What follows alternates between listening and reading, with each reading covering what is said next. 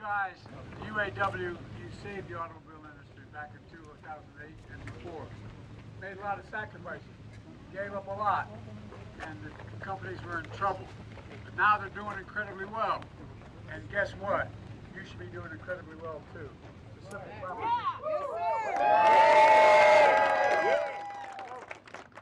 Stick with it, because you deserve the significant raise you need and other benefits. Let's get it! Let's get back what we lost, okay? We say them, it's about time them to step up for us. Thank you. Now, there's a guy I know you don't know here, but I brought him along anyway. Shawn Fain, your president.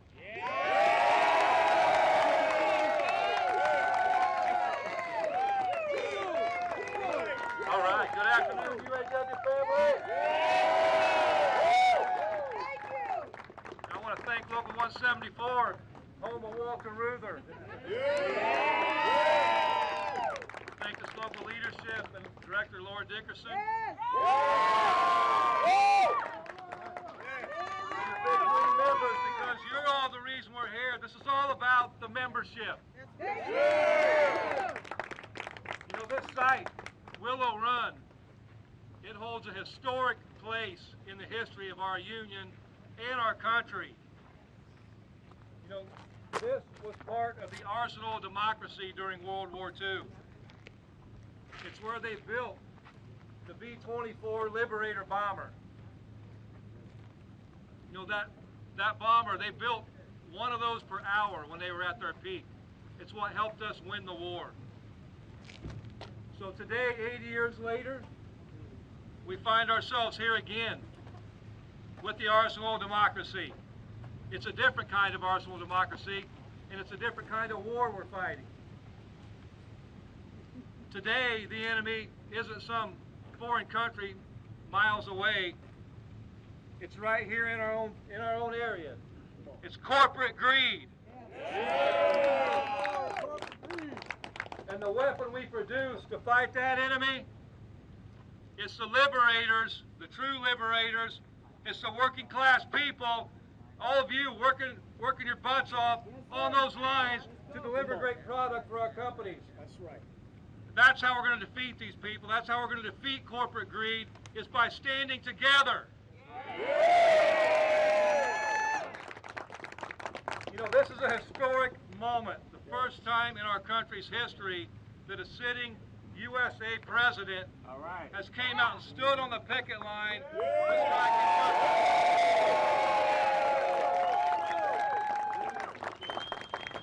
Our president chose to stand up with workers in our fight for economic and social justice.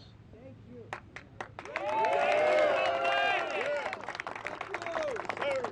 You know, it's a historic day and a historic moment in time. You know, just as today, you know, it's about the auto workers who are part of the fabric of the working class of this country. We're the people that make the world run. It's not the billionaire class, not the elite few. It's the working class of the billions of people who have been left behind. That's what this battle's about, changing that. You know what's going to move this? It's not some executive that owns our future. It's us. It's working class people from all walks of life. You know, it's what we decide to do together that's going to change it. It's going to shape the future of this earth and for future generations. And that's the economic reality that corporate executives don't want us to recognize. I see these CEOs try to justify a system where they take all the profit and the workers are left to fight for the scraps and live paycheck to paycheck. That's got to end. They say they deserve all the profit because they say they're different. You know what? They are different. They have different degrees. They have different responsibilities. They have different titles, different positions. You know what? I agree, though. They're different. Let's talk about some of that. These CEOs sit in their offices. They sit in meetings and they make decisions. But we make the product. They think they own the world, but we make it run. The CEOs think the future belongs to them. Today belongs to the auto workers and the working class. And the difference between them and us is just as our theme song, Solidarity Forever, says. Without our brain and muscle, not a single wheel would turn. That's what's different about working class people.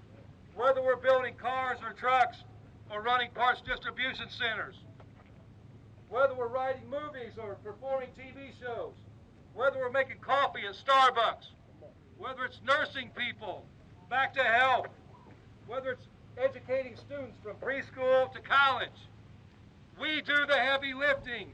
We do the real work. Not the CEO, not the executive.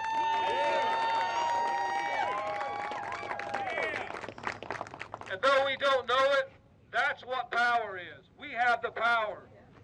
The world is of our making. The economy is of our making. This industry is of our making. And as we've shown, when we withhold our labor, we can unmake it. And as we're going to continue to show, when we win this fight with the big three, we're going to remake it.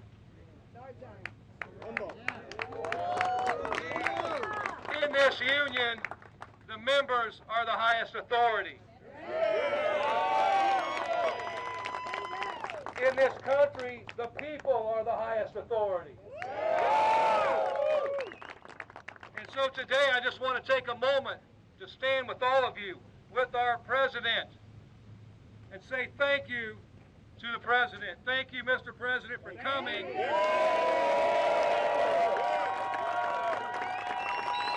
Thank you for coming to stand up with us in our generation's defining moments. And we know the president will do right by the working class. And when we do right by the working class, you can leave the rest to us, because we're going to take care of this business. So thank you for coming out. Thank you for being a part of this fight. And let's get back to winning solidarity for all of our members and economic and social justice for all of our members.